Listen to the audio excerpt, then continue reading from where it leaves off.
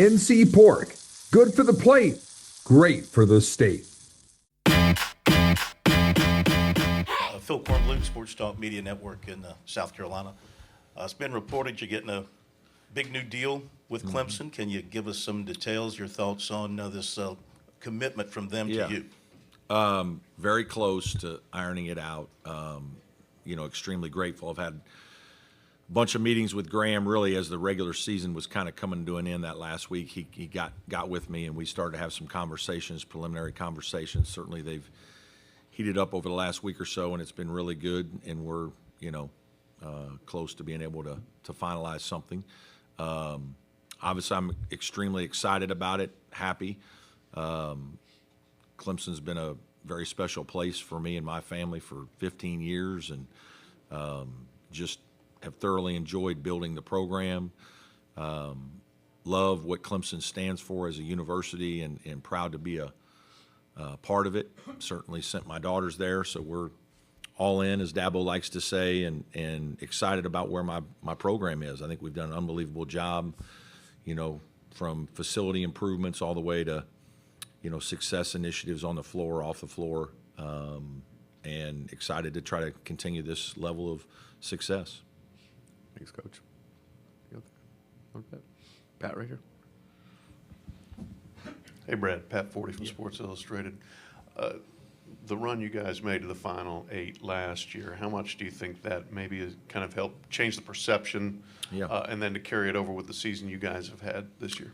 Yeah, I do. I do think it helped in recruiting, certainly in transfer portal. We'd had some success.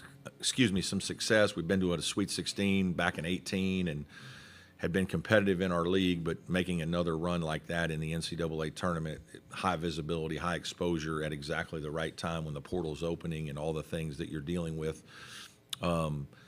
It's also been really good for this year's team. Just guys know what they're kind of playing for. Chase and Ian especially, Chauncey Wiggins, Dylan Hunter, guys who were, integral part of last year's run. I think that kind of success fuels you, and you want to continue to do it. You want to be in big-time games and play significant games in March, and I think it helped, grow our team and fuel our team a little bit throughout the course of the season.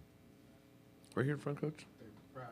Zagoria, NJ.com. How you doing? Good. Will Wade's obviously been successful at a bunch of different schools.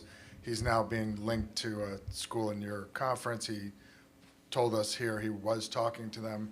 I guess what makes him successful as a coach, and maybe what are some of the hallmarks of his teams? Yeah, very aggressive defensively. A lot of pressing and changing of defenses, 1-3-1, 2-2-1, 1-2-2, diamond press, five-way switching this year's team. So they run the gamut at you. I think he's done that probably. I know he did it at VCU and probably LSU as well. He's obviously recruited very well, and I think he gives his guys a lot of confidence on offense. They play with a lot of freedom, and guys, certainly are aggressive in making plays. Right here to the right, Coach.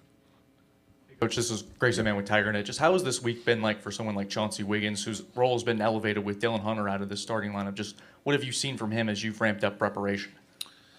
Yeah, I mean, Chauncey's been a starter for several games this year. I mean, he's fine. He's fine starting, coming off the bench. He's a confident scorer. I think he's a guy that will play well. I don't think anything really changes. Obviously, losing Dylan is a little bit of an issue just from the standpoint of he's the ultimate glue guy, and he does all the little things that coaches love that don't always show up as points. But we've got other players that are going to get more opportunity. Jake Hybrider, Dell Jones. And they don't play exactly like Dylan, but they certainly fill a role and can be productive in the minutes that they do get, and I expect those guys to play well. Thanks, Coach. Anything else out there? Right here. Coach Don Munson, Clemson Radio. I asked Ian and Hunter this question. As a coach, what do you see Dylan's role now being? Yeah, he needs to be a leader. And everything that goes with that, cheerleader at times. He needs to have serious conversations with his teammates every once in a while. I joke, but he's one of the few guys on our team that will confront his brother, right? His brother's, probably our best player, and a lot of times guys on the team don't like to confront the best player. Your little brother will. And so there are times, it doesn't happen often, when I have heard Dylan get after Chase on some things, like, man, you got a little more in the tank, So it's kind of fun to watch those two guys play together and have conversations together. But he can be a big leader for our team. He can really help talk to guys like Dell Jones and Jake Hybrid when they're on the bench, Chauncey Wiggins, whoever it is. And he'll be very involved. I think it was hard for him in the ACC tournament because, it just happened, and it was gut-wrenching. I mean, that's, these guys dream of playing in this tournament, and obviously his role has continued to grow. This is the first time he was starting for us, and so I think that was hard for him in the ACC tournament, especially the Louisville game.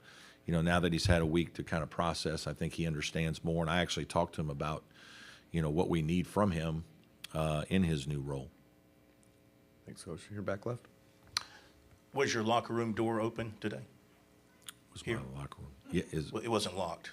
Oh, I'm sorry. Yeah, no, we were fine. Okay. So we'll see at halftime tomorrow. The way the ACC tournament ended for you in a controversial way, they've been coming up short, and I know you guys were thinking ACC tournament championship, though, but what kind of fire, what kind of inspiration maybe do you take from that going into this? Is there some kind of little edge, a little chip on the shoulder type Yeah, thing? I mean, a little. I think we're on to new things, though. It's not like we're using that as some super rallying cry. It's a little different than last year when we played so poorly. Against Boston College this year, it was more we just didn't play as well as we'd like. Made a ferocious fight there at the end, but came up a little short. It's really more learning about why we didn't play as well during parts of the Louisville game and how we have to correct that.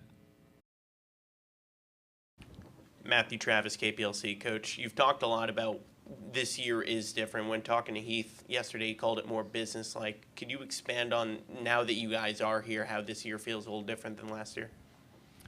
Well, I think last year everything was so new to everybody. I think once we made the NCAA tournament, we hadn't been in a long time. Everybody just kind of exhaled. And I think now, the kids who came back, we brought back over half the roster.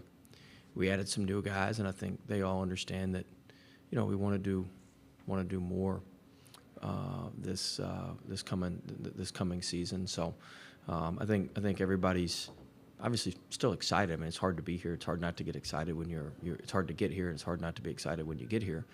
But I think everybody understands that, hey, we really want to, try to win a game or two and try to advance in this thing. And it's not just so giddy about just getting here. Last year we were just giddy about being here, and it was almost like a field trip.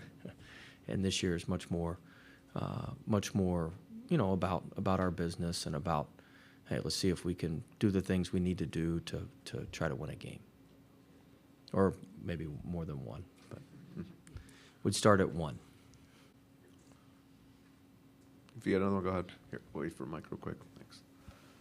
Obviously, a lot of physicality on Clemson, 5 guys over 6'9" or above. So how do you guys handle that, and what have you learned from that Gonzaga game that you can apply tomorrow night? We'll see. I mean, we need to be better against it than we were last year. So I mean, look, there's just a difference in the levels. It's like, football, the difference between FCS is on the line of scrimmage, right? So, basketball, it's the big guys. So we're a little smaller, quicker. We've got to try to play to our advantages while they're going to try to play to their advantages, which is just pound the ball inside and annihilate us in the paint. And so, we've got to try to, play to what our advantage would be, which would be somewhat of maybe having some quickness. But, I mean, they've got one of the premier rebounders in the country. They've got a great front line. They got a great coach. They got a great scheme. So it's a lot easier said than done. Jim Gazelle, American Press. Why does everybody laugh at that? You need no introduction. Last year after the Gonzaga game, you said you wanted to do certain things to get to this spot, but be able to improve from this spot. Do you think you've done enough, and what else do you think you need to do? Well, we'll find out. We've got some better positional size. We just don't have a big center because you can't win in our league with a big center. We would be sitting a kid for a long time in the league with a big old center. So, the number one goal is to get here and win the Southland. And so we've done that. I do think we've got some, better size at the 1 through the 4 than we've had. We just don't have, we don't have a center, not in a traditional sense. And so, I think we've improved along the margins. Have we improved enough? We'll see tomorrow afternoon. Right here. Beth Hool from Fox Carolina in Greenville. You've been open and honest and talked about your experience at Clemson, and your players talked about what this would mean and all of those different things. What is it, in a day and age where so many people are willing to go, it's about the game, you can't focus on that stuff, and kind of shy away from admitting and being honest about that sort of stuff? Why be open? Why be honest? Why share the truth? Well, all the players know we don't practice when Clemson plays football. They know they got those 3 hours on a Saturday. They know. So they all know I'm a Clemson. They joke with me about it, and we had to change our pregame schedule up around the ACC title game this year. It took them too long to kick the damn field goal. They all know that. Look, I've always been at. I'm at an FCS football school now. I was at VCU for a while, who had no football. Now, it was a little hairy when LSU played Clemson for the national title when I was at LSU. They all know that. That's the one kind of reprieve I have, is I like watching their football program play. So it was no secret. It was no secret to them. One of my assistants is one of the all-time great players at Clemson. He's still top 5 in steals at Clemson. I was a manager. He was obviously a player. I always joke in recruiting between the two of us, we scored over 1,000 points. He just scored them all. He's a big Clemson guy. So our guys know that. But that's not going to, I follow the basketball program, in baseball, loosely, not as close as football. So they all know that. But I graduated in 05, so I'm a relic. So it won't be any different when we're playing them. It's the first time I've played against them. As an 05 granted, please don't call us a relic. Oh, okay. Well, sorry. We're hitting our stride then. Right here in the middle. Eric Rube with the Providence Journal. You just mentioned yourself being a manager. I wanted to ask about your manager, who's gotten a certain amount of viral fame. And is the person we see on screen or on our phones, who is he behind the scenes, and what has he done to kind of help elevate this program a little bit? Yeah, first off, he's a servant leader in the sense that, when I was a manager at Clemson, you're at a bigger school, you've got some scholarship money you can divvy out. We're at McNeese's. We have no scholarship money. This is strictly volunteer. And when we got the job, we had no managers, we had nothing. And so he volunteered, and he gets there at 5:36 in the morning every morning, and he's working hard. I joked with him. He messed up. He never messes up. He's our clock guy, which is the hardest thing to do in practice, because you got to know all the different scoring with each of the drills. Stuff. He messed up the clock the other day. I said, "Man, all this fame's getting to your head, so you got to buckle in." But no, he's just a great kid. Comes from a great family. His father's a doctor in town, it's been surprising. I'm not watching when we go out. I'm back in the back doing my breathing exercises and stuff while they're doing all that. So I didn't even know anything about it until PJ, who's in here now, our social media guy. I guess he filmed it, and I'm not on social media either. So my special assistant shows me all the stuff, and he's like, "Hey, Amir's blowing up." But I'm happy for him. Our kids are happy for him. He's a great person. He's just a big sports fan. He wants to be a journalist. He wants to get into. He's graduating in sports management. And he's just a bit. He's just an oddity. He grew up a DePaul fan in basketball, Big East, and so he can tell you all this stuff about DePaul. And we always joke with him about DePaul basketball. But he knows a ton about sports. He follows every sport. He's just a really, really good person. He's really low key outside of the viral video, I guess. Thanks. So, cheering back. Yeah, Chuck Culpepper from the Washington Post. What are you like when you watch Clemson play football? Do you ever rip the coaches or anything like that? It's hard to rip Dabo, but I get nervous. Yeah, I get nervous, and I follow it. I follow the recruiting closely. I follow big recruiting weekend a couple weekends ago. I mean, I follow all that stuff. I follow all that stuff pretty closely. So I've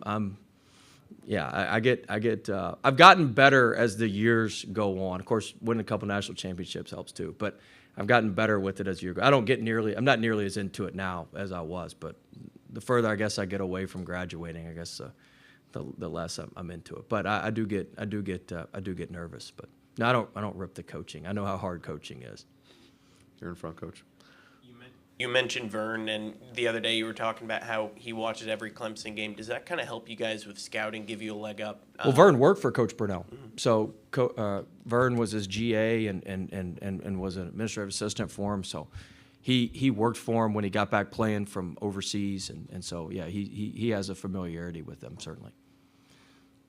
Right here in the middle, Coach. Yes, sir. Well, Ralph Russo from The Athletic. Do you, or how do you address, if you do, some of the chatter about your future with the program, with your players, to so maybe keep them in the moment? We address it head on. I talked to them Saturday about it. I said, here's where it is. Here's where we are.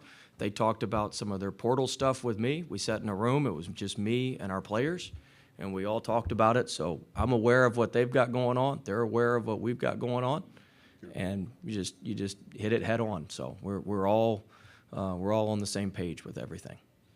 Right here in front, Coach. Michael Swain from 24/7 Sports. I want to follow up on that. There's some rumors linking you to NC State specifically. Have you, your agent, anyone close to you spoken to NC State? Yes. Right here with Pete. I have a macro question, Will. The reason you're on this journey back through McNeese's is because of the NCAA infractions process. We're in a world that's rapidly changing. April 7th, I think, the day of the national title game, there's going to be a settlement. There's a whole new infractions process that's coming from the outside that's supposed to uphold some of the rules that they'd struggle to uphold. I'm just curious of your perspectives as you've come back to the new world we're in now. I mean, I think that it's evolving. You know, it doesn't affect us as much at McNeese as it does at other places. But I think it's slowly evolving. You know, unfortunately through the courts, it'd have been better probably if it was done. You know, not kind of piecemealed through the courts as we have now. If we could have just had a little foresight on some things. But you know, I'm all for, you know, the student athletes having opportunities and having the ability to move around. I told our coaching staff last year, you know, I don't want to hear any complaining about calling kids in the portal while we're at the NCAA tournament, because half the coaching staffs in the country, those assistants are trying to get other jobs too. So if they're trying to get other jobs, why can't the kids go try to get other jobs? That just makes intuitive sense to me. So, you know, I think that it's moving in a good direction with the revenue share and the enforcement and the new enforcement. I hadn't studied the new enforcement policies all that closely, but I know there's going to be an outside entity. There's a clearinghouse and that sort of thing with the NIL deal. So I mean, it seems positive that we're going to share the revenue, and then we're going to make sure the NIL is actually NIL. For the most part, so I think it's moving in a good direction. Thanks, Coach. About 3 minutes left here. Take one in front. Getting back to the game tomorrow, what do you guys have to do well in order to come out with a win over Clemson? Well, we got to guard the paint, keep the ball out of the paint as best we can. We got to not turn the ball over, and we got to try to force some turnovers. All that's easier said than done. Sounds great standing up here, but if we can keep the ball out of the paint, which would be a modern miracle, and we can value the ball and not let Zachary just take the ball from us. And then, we need to force him into some turnovers where we can get out in transition and get some easy baskets. It's going to be tough sledding against their half-court defense. I got time for one more if it's out there. Right here in the front of the. Looks like we got 2 more. All right. See if we can get them in. All right. John Blau at the Post and Courier. The Noontime Basketball Association, did you ever play Dabo Sweeney in basketball? No, he was an assistant there when I was there. I didn't play. I'm not a very good player, John. Go ahead. Chapel Fowler at the State. You mentioned addressing stuff head on with your players. You were honest as that just now. Like, where did that come from? The fact that you're so honest about other jobs, kind of taking that philosophy. Where did that start? Because that's kind of rare among coaches. You just tell it like it is. You may not always like what I got to say, but I'm going to tell you what I think. So I've always kind of been like that, and there's no need to hide it. The guys are reading it on social media. I mean, it's no secret, and I'm not going to ask them to do something I'm not willing to do. And so, I mean, it's no good if you don't address it, and if you sit there and BS them, they know they can read right through the BS. So you might as well just, hey, this is what it is, and here we are, and we'll figure it out. Me and the team on the same thing. Stayed down, never switched up. Only thing changed was the game. I'm in the zone now. Nothing can change what we on now. When I pull up, know it's going down. Foot on the gas, ain't no slowing down. Aiming for greatness, no settling. Kick down the doors, they won't let me in. Taking no L's, yeah, I gotta win. Watch me kick down the doors, they won't let me in. Who running the game now? Foot on the gas, can slow down. No, my team, we holding it down. We know we running it now. Watch the game change. Watch the game change. Watch the game change. Watch the game change. Yeah.